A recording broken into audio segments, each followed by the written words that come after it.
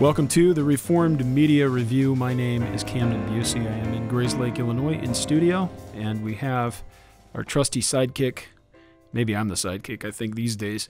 We have Ryan Noah in studio. How are you doing, Ryan? It's good to see you. I'm doing great, Camden. Great to be here in beautiful Grayslake, Illinois. It is. It's turning. And we didn't change our books behind us. Yeah, those books deserve two weeks. That's true. 2 weeks of exposure. And we do have two sets there. We're, again, for the listeners, talking about new box sets from Banner of Truth. Beautiful, beautiful sets published by Banner of Truth, printed by Versa Press down in East Peoria, Illinois, where I used to work for Caterpillar Incorporated. And we have, I don't know how many are there, maybe like 9 or 10 books, classic books on, Puritan paperbacks, but they're in hardcover cloth in a slipcase. And then a set on John Owen. So those are just beautiful. They're tremendous, wonderful productions, wonderful paper, all that sort of thing. So take a look at those. What do we got on tap today? What books are we looking at here? One by Sidney Greidanus. Yeah, let's kick it off with this first one by Sidney Greidanus. This one, I don't know I think the name of the series is Foundations for Expository Sermons. Yeah. And he's published others in this series, if you will, on Genesis, on Ecclesiastes. I may be missing some, but this is his latest offering. And it's entitled Preaching Christ from Leviticus, Foundations for Expository Sermons. Eerdmans, March 2021. This is 344 pages with a list price of $35 in paperback. For pastors who take seriously the commitment to incorporate the entire Bible into their preaching, Sidney Greidanus' books on preaching Christ from the major genres of the Old Testament have been a welcome gift. In his last such volume, Greidanus engages with the Old Testament genre of law and treats a book that is often seen as the most challenging of all, Leviticus. Preaching Christ from Leviticus reminds pastors and congregations that key Christological themes, priesthood, sacrifice, atonement, holiness, first originated in Leviticus before they came to full flower in the New Testament with the atoning sacrifice of Jesus Christ and his call to holiness. Greidanus provides the basis for fully understanding these and other themes with an exacting analysis of Leviticus, and then provides the foundations for 10 sermons on Leviticus through topics such as the burnt offering, the ordained priesthood, the Day of Atonement, the sabbatical year, and the year of Jubilee, as well as the commandments to be holy, to love your neighbor, and to love aliens and enemies. I wonder, Camden, do you know if our brother and faculty member here at Reform Forum, Glenn Clary, has consulted this in his work on Leviticus? I don't. I was just going to mention that because Glenn has been preaching through Leviticus. He preached a series on the sacrificial system, which was tremendous. I love those sermons. And once you start to understand the typology at work in the sacrificial system and in the book of Leviticus, it's a wonderful gospel-centric book that just, in many ways, once you get it, preaches itself. It's just a wonderful thing. So I'd be curious to take a look at this and see how Greidanus opens this up. But no doubt more people ought to be spending more time and attention on the book of Leviticus. It's certainly nothing to be afraid of, and certainly not something that ought to be avoided. So kudos to him. Amen. Praise be to God if we can get more attention on this oft-neglected book. We have another one here by, this is an interesting title, written by Leland, Ryken and Glenda Faye Mathes, Recovering the Lost Art of Reading, A Quest for the Good, the True, and the Beautiful. Those are 3 transcendentals. This is published by Crossway, March 2021, 304 pages, $21.99 in paperback. Reading has become a lost art, with smartphones offering us endless information with the tap of a finger. It's hard to view reading as anything less than a tedious and outdated endeavor. This is particularly problematic for Christians, as many find it difficult to read even the Bible consistently and attentively. Reading is in desperate need of recovery. Recovering the Lost Art of Reading addresses these issues by exploring the importance of reading in general, as well as studying the Bible as literature, offering practical suggestions along the way. Leland, Ryken and Glenda Faye Mathes inspire a new generation to overcome the notion that reading is a duty and instead discover it as a delight. What more could be said? Wonderful. Yeah. Yeah, we need to be readers as Christians because we have received God's word as his revelation to us. You know, I was telling my family, I was just telling my kids a couple days ago, you know, I love film. I love all sorts of different media. But God gave us a book.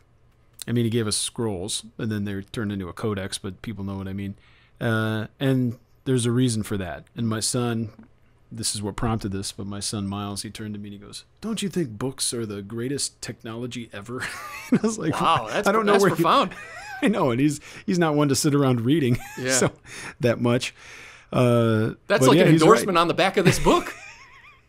From a young man. Wow, wonderful. A 7-year-old. That's what you learn at Westlake Christian Academy. The lost art of reading. I'm serious. Yeah, you do. That's awesome. And he is learning to read, and he's learning well. So there you go. Another plug for Westlake Christian Academy, where my wife works, and we just had she was just on the program on Christ the Center not too long ago, talking about the importance of Christian ed. Wow. We got some practical theology, pastoral theology on the next one, don't we? Yes, this is from Reuben Bredenhof. Weak Pastor, Strong Christ.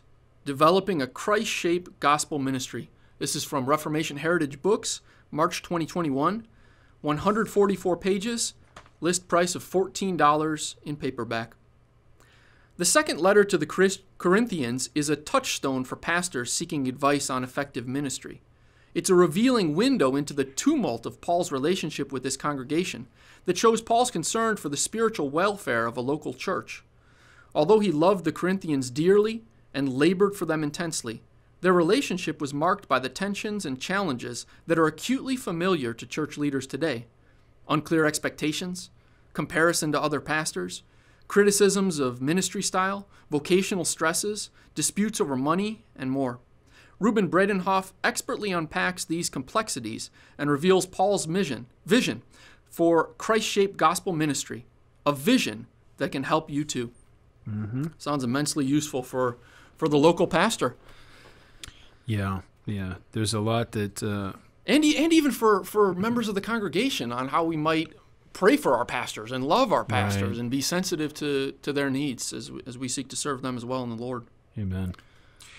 The next book we should maybe put in the hands of Jim Cassidy. It's a book on Barth we have by Christiane Tietz, Tietz. I'm not pronouncing that correctly, but there it is. Karl Barth, A Life of Conflict by published by Oxford University Press, April 2021. 448 pages, $32.95 hardcover. From the beginning of his career, Swiss theologian Karl Barth was often in conflict with the spirit of his times. While during the First World War, German poets and philosophers became intoxicated by the experience of community and transcendence, Barth fought against all attempts to locate the divine in culture or individual sentiment. This freed him for a deep worldly engagement. He was known as the Red Pastor, was the primary author of the founding document of the Confessing Church, the Barmen Theological Declaration, and after 1945 protested the rearmament of the Federal Republic of Germany. Christiane Tietz compellingly explores the interactions between Barth's personal and political biography and his theology. Numerous newly available documents offer insight into the lesser-known sides of Barth, such as his long-term three-way relationship with his wife Nellie and his colleague Charlotte von Kirschbaum. There you go. This is an evocative portrait of a theologian who described himself as God's cheerful partisan, who was honored as a prophet and a genial spirit, was feared as a critic, and shaped the theology of an entire century as no other thinker. So you want to get a little bit of a window behind the theologian and understand him and his times and some of his indiscretions. There's the book for you. And now, moving into more current events, we have the latest offering from Voddie T. Baucham Jr. called Fault Lines, the Social Justice Movement and Evangelicalism's Looming Catastrophe. Ooh, here we go. Sounds ominous. It sounds ominous. This is published by Salem in April 2021, so this is a forthcoming title as we record this. 270 pages, $24.99 list price, hardcover with a jacket. And this is quite a description here from the publisher. Yeah. The death of George Floyd at the hands of police in the summer of 2020 shocked the nation. As riots rocked American cities, Christians affirmed from the pulpit and in social media that Black lives matter and that racial justice is a gospel issue. But what if there's more to the social justice movement than those Christians understand? Even worse, what if they've been duped into preaching ideas that actually oppose the kingdom of God? In this powerful book, Voddie Baucham, a preacher, professor, and cultural apologist, explains the sinister worldview behind the social justice movement and critical race theory, revealing how it already has infiltrated some seminaries, leading to internal denominational conflict, canceled careers, and lost livelihoods. Like a fault line, it threatens American culture in general, and the evangelical church in particular. Whether you're a lay person who has woken up in a strange new world and wonders how to engage sensitively and effectively in the conversation on race, or a pastor who's grappling with a polarized congregation, this book offers the clarity and understanding to either hold your ground or reclaim it. Mm-hmm. And this appears to be, I don't have the book in front of me, it appears to be a popular treatment on the subject, but we should note that Voddie Baucham, he did his dissertation on some of the precursors to the cultural Marxism that we're seeing today, and has lectured many times on the subject, and is certainly an authority in this subject. Yeah, this is much needed. I mean, books of this type that are willing to engage charitably yet critically are, in my opinion, extremely important, and also ones that are informed. Because phrases like critical race theory get thrown around quite a bit, and people don't even know what they are, or haven't read any of the original or primary sources in the field. So I hope to have more on that in the future too. I've been slowly working on a small kind of collated review or episode of Reformed Media Review where I would share a few resources in this vein. But I'll hold off until I'm ready to do that before mentioning them here. But Voddie Baucham's book, Fault Lines, something to take a look at. Two more for this week. Next up is Matthew Levering's and Marcus Plested's The Oxford Handbook of the Reception of Aquinas, Oxford University Press, March 2021. 856 pages, $165. Not a bad, I guess, ratio of dollars per page. Page to dollar count, yeah. Hardcover. So from the publisher, the Oxford Handbook of the Reception of Aquinas provides a comprehensive survey of Catholic, Orthodox, and Protestant philosophical and theological reception of Thomas Aquinas over the past 750 years. This handbook will serve as a necessary primer for everyone who wishes to study Aquinas' thought and or the history of theology and philosophy since Aquinas' day. Part 1 considers the late medieval receptions of Aquinas among Catholics and Orthodox. Capital O. We're not talking OPCers. Right. Because I know people they misunderstood. Part 2 examines 16th century Western receptions of Aquinas, Protestant and Catholic, followed by a chapter on 16th and 17th century Orthodox reception. Part 3 discusses 17th century Protestant and Catholic receptions, and Part 4 surveys 18th and 19th century receptions, Protestant, Orthodox, and Catholic. Part 5 focuses on the 20th century and takes into account the diversity of theological movements in the past century, as well as extensive philosophical treatments. The final section unpacks, I think, contemporary systematic approaches to Aquinas, covering the main philosophical and theological themes for which he is best known, with chapters written by a wide range of experts in their respective fields. This volume provides a valuable touchstone regarding the developments that have marked the past 7 centuries of Christian theology. That reminds me of a bunch of things. Number one, I'm personally interested in this book, especially Part 5, because of the reception of Thomas among modern Roman Catholics, and I'm using modern in the more technical way, looking specifically at what are called the Transcendental Thomists. I would like to read the chapter on that to see what they say. But also, I'm reminded of Thomas Among the Protestants, or Aquinas Among the Protestants. Was that book that David Van Drinnen at least co-edited not too long ago? No doubt. Yeah, the title sounds right. Yeah, similar in vein here. So another companion piece to this book. Matthew Levering. I don't know Mr. or Dr. Plested, Matthew Levering, of course, is a scholar of considerable renown, and he's quite prolific. And he's just around the corner. So, take a look at that. Very important book.